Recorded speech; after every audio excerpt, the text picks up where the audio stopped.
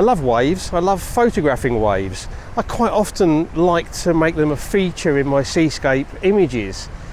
And today I've decided to really concentrate on the waves and try, even though we haven't got huge waves, some of them are quite nice, and if I get the right angle and use a telephoto lens, I can kind of exaggerate them, make them look bigger and more dramatic than they really are. I hope you'll enjoy the video. If you do and you're new here, don't forget to hit subscribe before you go.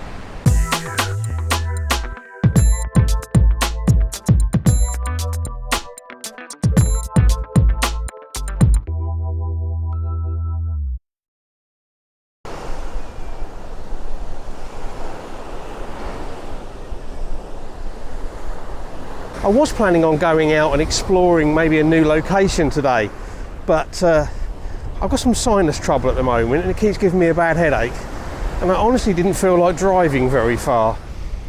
But I did think that getting out, getting a bit of fresh air, maybe doing some photography might be a good idea. So that's why I've come down to the local beach, and as we've got, you know, a nice breeze coming across, hopefully some fairly nice light as we're getting towards the latter part of the day, photographing some waves. What I really want to do is try to get kind of low down and zoomed in to make the waves look perhaps more dramatic than they really are, because they're not massive waves, but hopefully if I get the angle and the focal length right, they should look good. I'm going to be shooting handheld because I want to be reactive to the waves. And you know, it's going to be fast shutter speeds because I want to capture texture and all the rest of it. I'm not looking for long exposures, and of course there's not actually going to be a lot in here that's going to be really sharp anyway, apart from the water.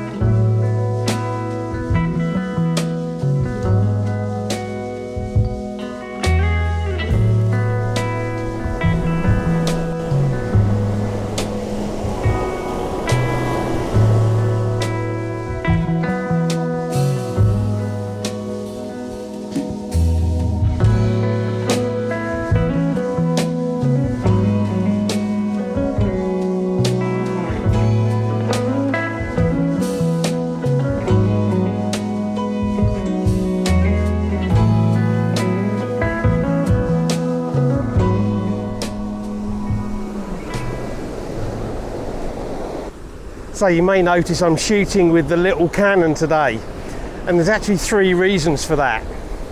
First reason is it's a small lightweight camera, so much easier for shooting handheld than the big Nikon is. The second reason is the telephoto lens on this, which is a 55-200, actually has a focal range, or a field of view equivalent of up to 320mm compared to just the 200 on my Nikon. But the third reason is, sadly, the telephoto lens on my Nikon is broken. If you watch my last video, I was doing quite a lot of long exposures with the telephoto lens to test out a new filter. Now what I didn't include in that video, because it wasn't really relevant to what the video was about, was right at the end I started having problems.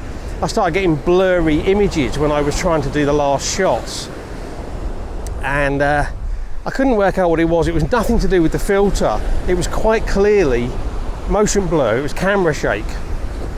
So I went and checked all the tripod and the head and everything over, and I noticed that the lens to camera mount seemed to be quite loose. It was sloppy, it had a lot of play in it. So I took the lens off the camera, or the camera off the lens, to reseat it, and a chunk of the mount from the lens fell off and disappeared down in between the rocks and into the sea. I haven't dropped this lens, I haven't bashed this lens, I can't think of any reason at all why it would have broken, but there is a chunk missing from the mount, and although the lens will still go on the camera and it will still work, unfortunately it's now very loose and extremely susceptible to any kind of vibration. It's almost impossible to get a sharp image unless you're shooting really, really fast exposures. The slightest vibration and the image is ruined. So I can't rely on it, and for that reason I'm not going to use it. I don't want to go out with a lens that I can't rely on. Now I could get the lens repaired, which is going to cost me money, or I could buy a replacement of some sort, which is going to cost more money.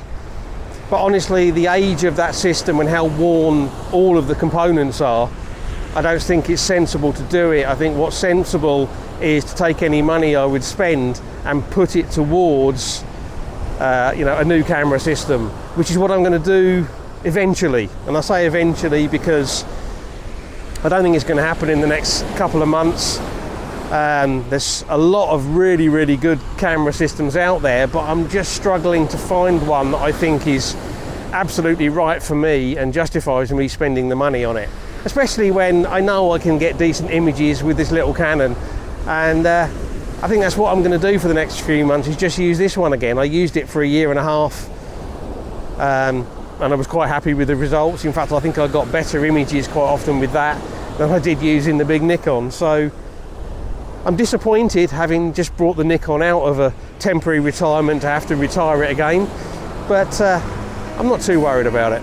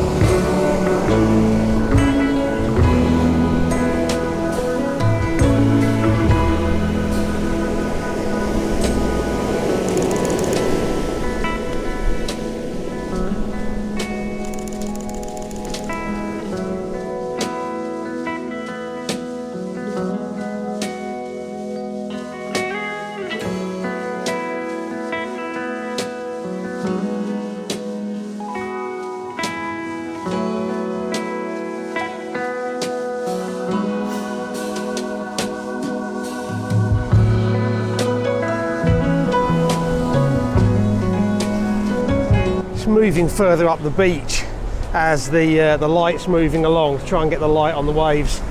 Fun thing about this is it's just so reactive. You just sort of watching what's going on, seeing the waves breaking, then just going for it. It's much less thought out and considered than a lot of landscape photography, but it's fun.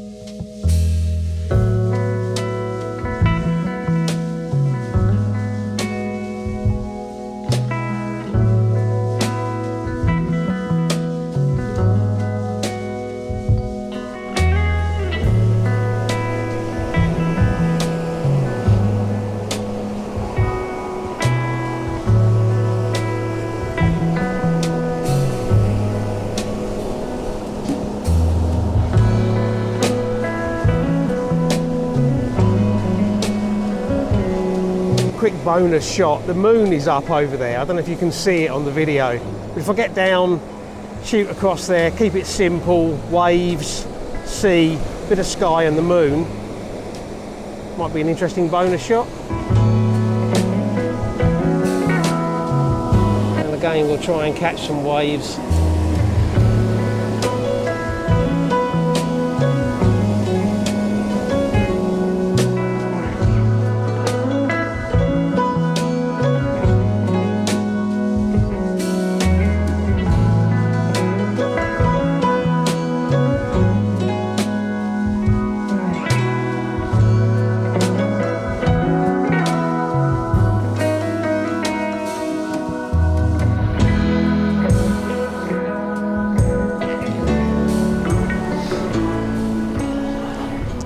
Yeah, okay, that's been fun. Probably a very different video, much less of me explaining what I'm doing and much more just showing you what I've managed to get. But I've enjoyed it and it has helped to clear my sinuses a bit. So, good all round. Probably back to something like my more normal stuff for the next video. But I hope you've enjoyed this one. If you have, likes, shares, comments, all really appreciated. If you're new here and you've enjoyed this, don't forget to hit subscribe before you go. And as always, I really appreciate you taking the time to watch, so thank you very much. And until the next video, bye.